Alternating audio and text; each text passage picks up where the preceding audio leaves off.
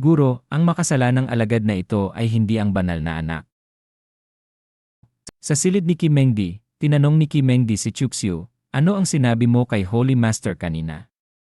Umupo si Chuxiu sa tabi ni Kim Mengdi at hinaplos ang kanyang makinis at malasutlang balikat, sabay sabi, wala, mga tanong lang tungkol sa cultivation. Iniisip ni Chuxiu sa sarili, bakit amoy mas mabango si Master ngayon? Sinabi ni Kim Mengdi kay Chuxiu, bakit hindi mo na lang ako tanungin kung may mga tanong ka tungkol sa cultivation imbes na guluhin ang Holy Master? Sumagot si Chuxiu, nandito naman ako, di ba? Pakiusap, Master. At pinapakinabangan ni Chuxiu ang mga binti ni Kim Mengdi. Sinabi ni Kim Mengdi, traidor na disipulo, kakasimula mo lang bilang Holy Son, at ganyan ka na. Karapat-dapat ka ba sa posisyon ng Holy Son? Sumagot si Chuxiu, anong ibig mong sabihin, Master? Gusto ko lang magtanong tungkol sa fist techniques. Anong masama doon? Sinabi ni Kim Mengdi, huwag mong akalain na hindi ko alam ang iniisip mo. Hinawakan ni Chuxiu ang mga braso ni Kim Mengdi at itinulak siya sa sopa, sabay bulong, Master, bakit hindi mo sabihin sa akin kung ano ang iniisip mong iniisip ko? Sinabi ni Kim Mengdi, ayoko nang malaman. Lumabas ka. Tinanong ni Chuxiu, handa ka bang payagan akong umalis? At agad niyang naramdaman ang kaligayahan. Ilang oras ang lumipas sa silid ni Chuxiu, si Junior Sister Taoyao at si Chuxiaoran ay nakaupo sa labas at naghihintay kay Chuxiu. Biglang sinabi ni Taimi sa kanila, babae, nakikita ko na hindi pangkaraniwan ang iyong katawan at nagpasya akong gawing human pet ka. Tumawa si Junior Sister Taoyao at sinabi, hindi lang mas maganda ka na ngayon, pati ang mga salita mo ay masarap pakinggan. Hey, Sisiu, susuportahan kita. Gawin mo na siyang human pet mo. Kumanta si Taimi at sinabi kay Chuxiaoran, babae, sabihin mo, nahulog ka ba kay Chuxiu? Kung gusto mo. Umubo si Taimi at sinabi, matutulungan kita. Sinabi ni Chuxiaoran, hindi magandang ideya, habang nakikinig si Chuxiu sa kanilang usapan mula sa malayo. Agad na hinila ni Junior Sister Taoyao si Chuxiaoran ng may galit at sinabi, Chuxiaoran. Ikaw. Huwag mong gawing ganoon. Paano mo nagawang magkaroon ng ganoong maruming pag-isip tungkol sa aking senior brother? Nagsimula silang maghila-hilaan ng buhok, at sumigaw si Chuxiaoran kay Junior Sister Taoyao, hindi kay Senior Chu ako. Gusto mo bang kontrolin ako? Sinabi ni Taimi habang pinapanood ang mga chicks na nag-aaway, hilahin ang buhok, kagatin ang mukha, tusukin ang mga butas ng ilong. Patuloy lang sa paghuhukay ng mga butas ng ilong, Taoyao. Biglang tinamaan ni Chuxiu si Taimi at sinabi, masamang manok ka, nang gugulo ka na naman. Tumigil sa pakikipaglaban si Junior Sister Taoyao at Chuxiaoran, at sinabi ni Chuxiaoran, Senior Brother, kailan ka dumating dito? Sinabi ni Junior Sister Taoyao, Brother Chuxiu. Agad na nagbago ang attitude ni Chuxiaoran at sinabi kay Junior Sister Taoyao, kasalanan ko po, huwag mong sisihin si Sister Taoyao. Nandito po ako para batiin ka sa pagiging Holy Son, pero pinagalitan po ako ni Sister Taoyao nang dumating siya. Talaga pong mahal na mahal ka niya.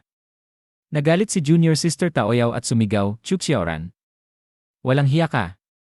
Sumagot si Chuxiaoran, tama si Sister Taoyao. Sinabi ni Junior Sister Taoyao, patayin kita. Sumagot si Chuxiaoran, kasalanan ko po at hindi ko po pinapasaya si Senior Sister. Kung ayaw ninyo, aalis na lang po ako. Sabi ni Chuxiu sa sarili, paano ba naging ganoon si Chuxiaoran, ang sama naman. Kinabukasan sa Tai Su Peak, sinabi ni Kim Mengdi kay Tai Suzi, Holy Master, nalaman na ng mga monster clans na si Chuxiu ay may primordial sacred constitution pagkatapos ng seremonya ng Holy Son. Naisip ko, baka kumilos ang mga monsters laban dito. Sumagot si Tai Suzi, sa nakaraang 1,000 taon, tumaas ang mga puwersa ng mga barbaro at monsters. Ngayon ang panahon ng panganib pati na rin ang pagkakataon. Kung aalisin natin ang kanilang mga great saints ngayon, magbubukas ng maaga ang Tai Chi Ancient Star. Sinabi ni Kim Mengdi, magbubukas ng maaga ang Tai Chi Ancient Star. Sinabi ni Kim Mengdi sa sarili, kung mahuhuli ko ang pagkakataong ito, may tsansa akong maging isang Saint Lord. Sinabi ni Tai Suzi sa kanya, kailangan mong kunin ito. Sinabi ni Tai Suzi sa kanya, ito ang puti divine flower na kailangan ni Chuxiu. Pakiusap, ibigay mo ito sa kanya sa aking ngalan. Sumagot si Kim Mengdi, sige. Sinabi ni Kim Mengdi sa sarili, upang makita na naman ang traidor na disipulo. Ang malas! Sa silid ni Kimengdi, sinabi ni Chuxiu kay Kimengdi, hindi pa dumating ang gabi. Bakit ako tinawag dito ng master? Sumagot si Kimengdi, Ble. Walang hiya. Nais ng Holy Master na ibigay ito sa'yo. Kunin mo at umalis ka na, huwag mo na akong buluhin, sabi niya, sabay itinapon ang kahon kay Chuxiu. Sinabi ni Chuxiu, paano ko naman ikaw guguluhin dito? Lumapit si Chuxiu kay Kimengdi, hinawakan ang kanyang kamay, at sinabi, Master, nandito na ako. Bakit hindi natin subukan ang face technique na yon kagabi? Sinabi ni Kimengdi, traidor na disipulo, at sinumpa, araw pa ngayon, huwag kang magmadali. Inamoy ni Chuxiu siya ng malapit at sinabi, malapit nang gumabi, at naramdaman ni Kimengdi ang kasiyahan habang hinawakan ni Chuxiu ang kanyang baywang. Maingat na ibinaba ni Chuxiu siya sa sopa. Ilang oras ang lumipas, at nang magdilim na, habang maliwanag ang mga bituin sa labas, nagpahinga si Chuxiu at Kimengdi sa kama. Sinabi ni Chuxiu sa sarili, Sistema, ipakita mo sa akin ang aking profile. Isa ang nagsabi, Host, Chuxiu Cultivation, Divine Bridge Nent Stage Constitution, Primordial Sacred Constitution Aptitude, 2,500, Heaven Grade, Sword Intent. Ven Killing Sword Intent Cultivation Technique, Dad Jing, Foundation Chapter. Sacred Body Cultivation Method, Upper, Secret Techniques, Sing Word Secret Technique, Entry Level, Denjing Middle Volume Poison, Entry Level, Sword Technique. Everything Dice, Divine, 1,124 points left. Luck Value, 1,050, Blue, at 5,800, Light Purple. Isa pang system notice ang nagsabi, ikaw ay ngayon ang Taisu Holy Son. Makakatanggap ka ng ilang swerte mula sa Holy Ground. Sinabi ni Chuxiu sa sarili, ang pagiging Holy Son ay may luck buff. May ganong benepisyo pala. Hinawakan ni Kimengdi ang balikat ni Chuxiu at sinabi, Traidor na disipulo, dumating na ang gabi, at may pang-akit na sinabi kay Chuxiu, ngayong gabi, maaari kang magstay dito. Agad na tumayo si Chuxiu at umubo, sabay sabi, hindi, kailangan ko pang umuwi at mag-cultivate. Sinabi ni Chuxiu sa sarili, gusto mo ba akong magstay? Hehe, paano mangyayari ang ganitong kaligayahan? Hindi siya regular ngayon. Baka nga ako slapin hanggang mamatay habang natutulog ako. Sinabi ni Chuxiu kay Kimengdi, Master, magpahinga ka na. Iniisip ni Kimengdi sa sarili habang galit na tinitingnan si Chuxiu habang umaalis, ang traidor na disipulo na ito, matigas pa rin ang ulo. Hintayin mo lang, papatayin kita isang araw. Sa Holy Son Palace, sinabi ni Chuxiu sa sarili, ibinigay sa akin ni Master ang puti Divine Flower. Ngayon maaari ko nang limitahan ang breakthrough sa Other Shore Stage. Pero para magtagumpay ang breakthrough, kailangan kong sumipsip ng malaking dami ng ki mula sa mundo. Siguro subukan ko ito sa Holy Son Palace. Ang Holy Son Palace ay maaaring isa sa mga lugar na pinakamayaman sa ki sa Taisu Holy Ground. Biglang tinawag siya ng mga babae, Holy Son. Tumingin si Chuxiu sa kanila at sinabi sa sarili, sila ang mga alilang babae ng Holy Son Palace. Kahanga-hanga ang Taisu Holy Ground, pati ang mga alila ay napakaganda. Sinabi ni Chuxiu sa kanila, pupunta ako dito paminsan-minsan para mag-cultivate. Iwan ko na sa inyo ang pag-aalaga ng lugar.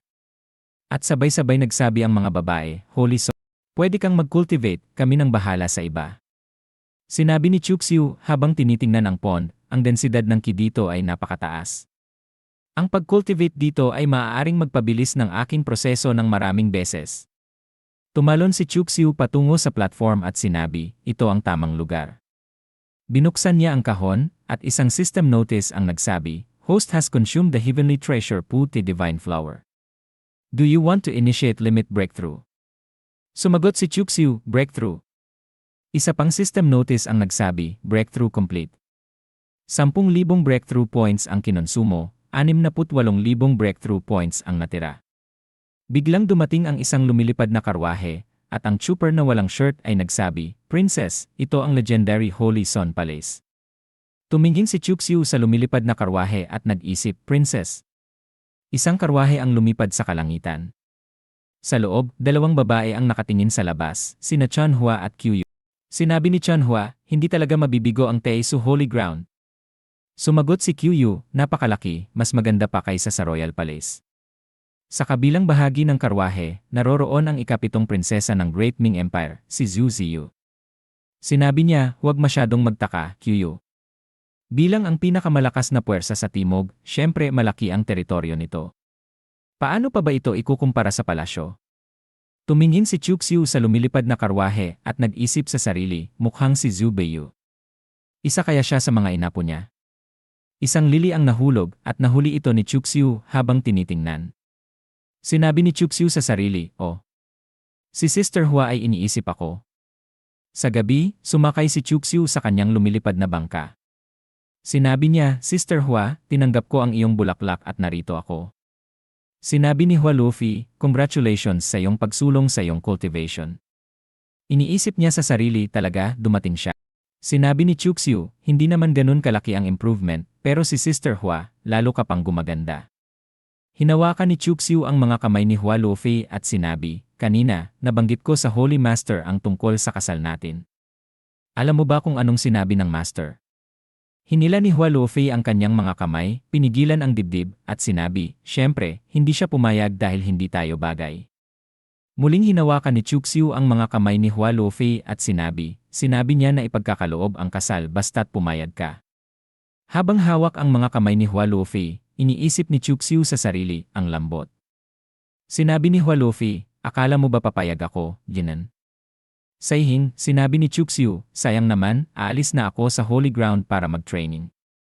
Kung hindi ka pumayag, hindi ko alam kung kailan tayo magkikita muli." Sinabi ni Hua Luffy, "Kakatapos mo lang mag-Other Shore Realm, aalis ka na."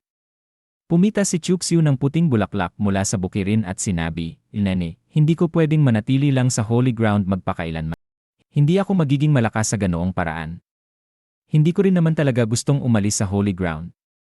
Sinabi ni Hua Luffy, "Pero makikinabang ka sa paglabas para mag-train, at ikaw ay isang desididong tao, hindi ka madaling matali sa emosyon." Ipinatong ni Chuxiu ang puting bulaklak sa buhok ni Hua Luffy at sinabi, "Sino nagsabing ang pagiging desidido ay may kinalaman sa pagiging emosyonal?" Hinawakan ni Chuxiu siya sa balikat at lumapit pa sa kanya, sabay sabi, "Nararamdaman mo ba ang matinding tibok ng puso ko?" Mas nilapitan niya ang mga labi ni Hua Luffy at bigla niyang hinalikan ito na nagdulot ng gulat sa kanya. Nagpatuloy silang maghalikan ng 10 minuto, naramdaman ang pagmamahal sa hangin. Bumulong si Chuxiu, "Sister Huan." Tahimik na umungol si Hua Luffy at sinabi, "Ikaw, i." Iniisip niya sa sarili, ang unang halik ko wala na, i. Hinampas ni Hua Luffy si Chuxiu, sabay sabi, "Pangit." Sinabi ni Chuxiu, "Huwag magalit, sister. Hindi ko mapigilan, please kalmahin mo." Pumihit si Hua Luffy at sinabi, "Huwag mong gagawin yan ulit, ha?" Pero niyakap siya ni Chuxiu mula sa likod at sinabi, "Sige, sasabihin ko na sa'yo kung gusto ko nang halikan ka." Bumulong, "Sister, ang lambot mo kahit galit ka. Paano ko ba hindi magmamahal sa'yo?" Sinabi ni Hua Luffy, "Ikaw tinitingnan mo ba akong parang isang batang babae? Ganun ba ako kadali sa'yo?" Bigla niyang ipinakita kay Chuxiu ang isang singsing at sinabi, "Ang Divine Grade Storage Ring na ito ay isang premyo na nakuha ko mula sa paglahok sa Tianyuan City Defense War. Marami itong espasyo sa loob. Kunin mo na, masyadong magulo ang gumamit ng mga bag kapag nagtatrain ka sa labas." Nagbiro si Chuxiu, "Pwede ba akong isusuong ni sister?" Hinawakan ni Hua Luffy ang kamay ni Chuxiu at sinabi, "Sige, isusuong ko na sa'yo." Sinabi ni Chuxiu, "Alam mo ba ang ibig sabihin ng isang babae na naggagawad ng singsing sa isang lalaki?" Hinawakan ni Chuxiu siya at naglakad sa bukirin ng mga bulaklak. Sinabi ni Hua Luffy, "Singsing lang yan. Ano bang ibig sabihin noon?" Sinabi ni Chuxiu, hindi. Ayon sa alamat, may isang Lifeful Star sa kabilang dulo ng kalawakan. Dito, ang pagbibigay ng singsing ng isang babae sa isang lalaki ay nangangahulugang ang babae ay talagang nagmamahal sa lalaki at nais siyang pakasalan. Upo si Hua Luffy sa isang bato at sinabi, "May ganoong kakaibang kaugalian. Wala namang ganyan sa Tianqiong Continent." Inamoy ni Chuxiu ang mga kamay ni Hua Luffy at sinabi, "Sister, kailan mo tatanggapin ang aking proposal?" Tanong ni Hua Luffy, "Gusto mo bang laging magpakinabangan ako?" Sinabi ni Chuxiu, "Dahil gusto kita. Tignan mo, ang master ko ay napakaganda rin, pero bakit hindi ko siya inaabuso?" Sinabi ni Hua Luffy, "Magiging takaw pansin kung inaabuso mo ang iyong master." Sumagot si Chuxiu, "Hindi, sobrang respeto ko sa aking master, at hindi ko kailanman naisip yan." Tanong ni Hua Luffy, "Kaya pala nandito ka, inaabuso ako?" Sinabi ni Chuxiu, hindi ko magagawa, sister. Pagkatapos ay hinawakan niya siya sa baywang na nagpasurpresa kay Hua Luofei. Maingat na sinabi ni Chuxiu, sister. Sumagot si Hua Luofei, hindi ngayon, sobrang walang hiya mo, maliit na tao. Mukhang kailangan kong umiwas sa'yo. Biglang hinawakan ni Chuxiu ang kamay ni Hua Luofei at sinabi, hindi ako maliit na tao, ako ay malaking tao. At hinawakan ang mga binti niya. Bigla niyang itinulak si Hua Luofei sa bato. Sa malayo, 2 pusa ang naglalaro ng magaspang sa bukirin ng mga bulaklak. 10 segundo ang lumipas, at si Chuxiu at Hua Luofei ay nagmamasid sa mga bituin, hawak ang kamay ng bawat isa. Sinabi ni Chuxiu, nga, sister, kanina ang Holy Master ay nag-imbita ng mga iba't ibang puwersa sa Tai Supi. Ano kaya ang napag-usapan nila sa pulong? Habang hawak pa rin ang kanyang kamay, sumagot si Hua Luofei, may isang secret realm star sa kabila ng kalangitan na magbubukas ang natural na pormasyon. Itinuturo niya ang langit at sinabi, ang star na iyon ay tinatawag na Tai Chi. Mukhang sikat ang star na ito, ang natural na pormasyon nito ay nagbubukas tuwing 2,000 o 3,000 taon. Marami itong mga yaman, ngunit wala itong kasing halaga kumpara sa mga ruins ng cultivation path na naiwan sa loob ng secret realm. Nagkunwaring interesado si Chuxiu.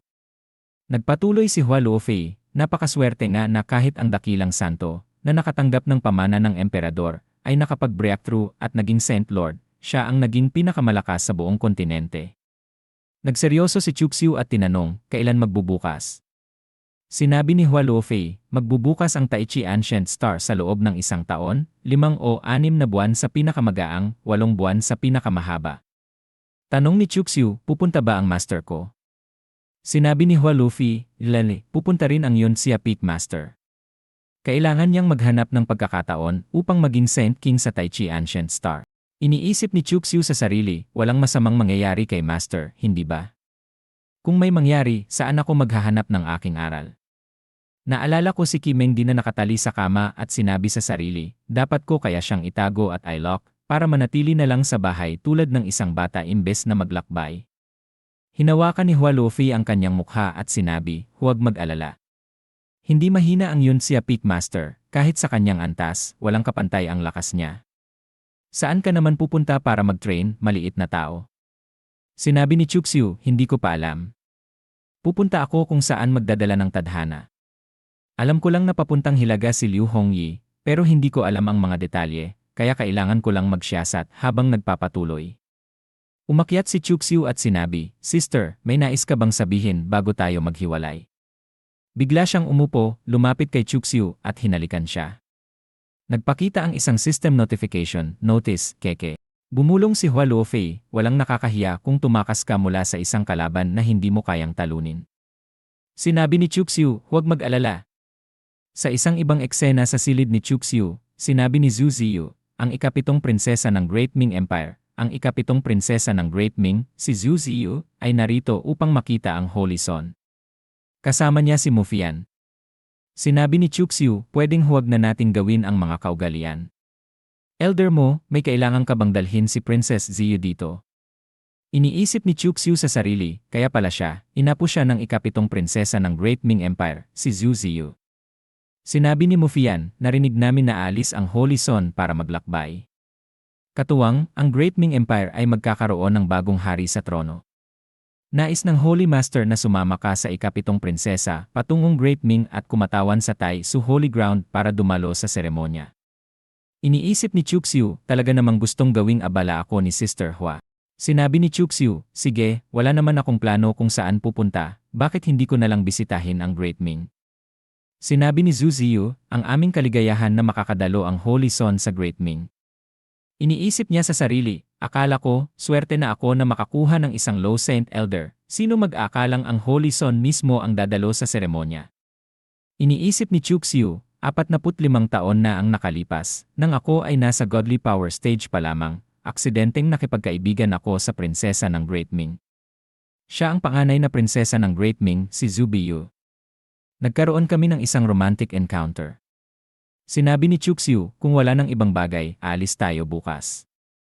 Iniisip niya sa sarili, sinabi ko na hahanapin ko siya, pero may mga inapo na pala siya ngayon. Magaling! Pasensya na kung naistorbo ko kayo ngayon, magkikita tayo bukas, sabi ng ikapitong prinsesa ng Great Ming, si Zhu Ziyu. Biglang nagsalita si Qi Mengdi sa pamamagitan ng telepatya kay Chuxiu, takaw loob na disipo, pumunta ka rito agad.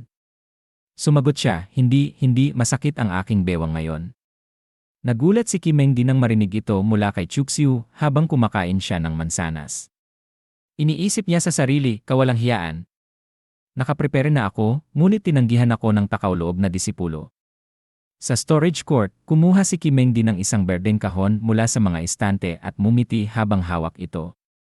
Sa isang eksena sa silid ni Chuxiu, nag-iisa si Chuxiu na nagmumuni habang si Taimi, ang sisiyo, ay naghihintay sa pagkain na niluluto. Ang sipag mo naman, nag-iisip pa ng mga aral bago ka umalis, sabi ni Taimi. Iniisip ni Chuxiu sa sarili, hindi ko yata nakuha ang gantimpala ko mula sa malaking breakthrough ko noong nakaraan. System, ipakita mo ang mga tala.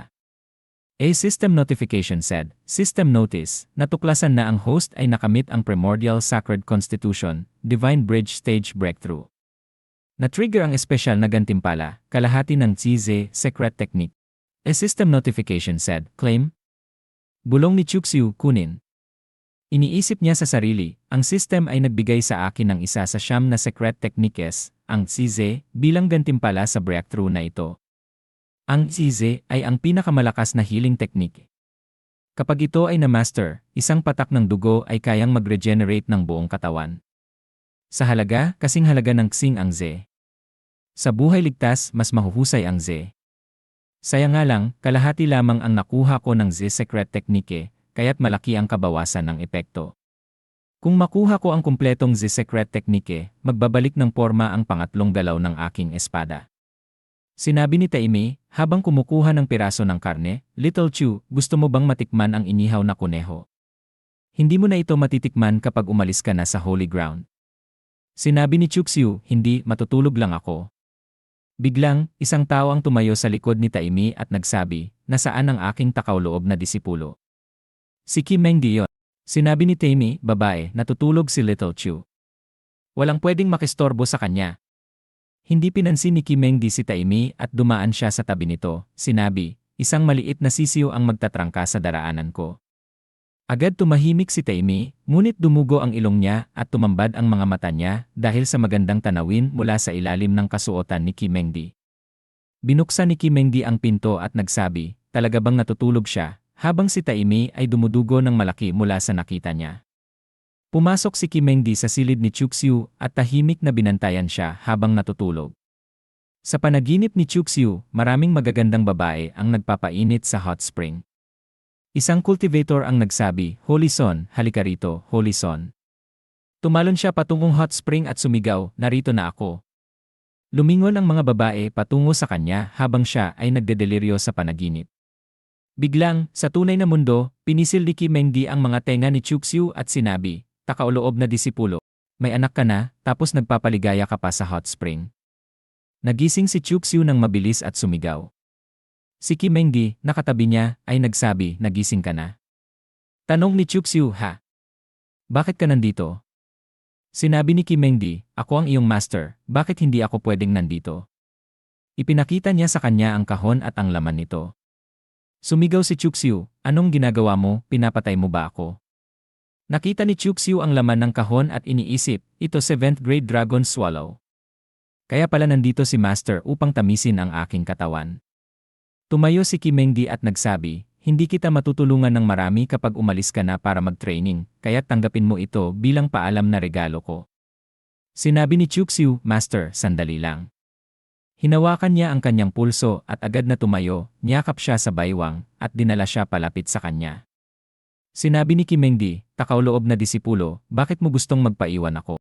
Sinabi ni Chuxiu, binibigyan mo ako ng 7th grade dragon swallow. Ayon sa alamat, sa ilalim ng primordial na dagat, ang dragon while na nasa Great Saint stage, ay kailangang mag-mature ng milyong taon bago magkaroon ng dragon swallow. Talaga itong mahalaga. Sinabi ni Qi Mengdi, ano ngayon? Hinaplos ni Chuxiu ang kanyang mukha at sinabi, syempre, kailangan kong magpasalamat sa iyo kung bibigyan mo ako ng ganitong kahalaga. At dito na nagtatapos ang video natin ngayon. Maraming salamat sa panonood, sobrang na-appreciate ko kayo lahat. Kung nagustuhan nyo ang content, huwag kalimutang i-like at mag-subscribe para hindi nyo ma-miss ang susunod na mga videos. May gusto kayong sabihin o may tanong? Mag-comment lang sa baba, gusto kong marinig ang opinyon nyo. Hanggang sa susunod mga kagoto. Stay awesome, stay curious, at kita-kits sa next video.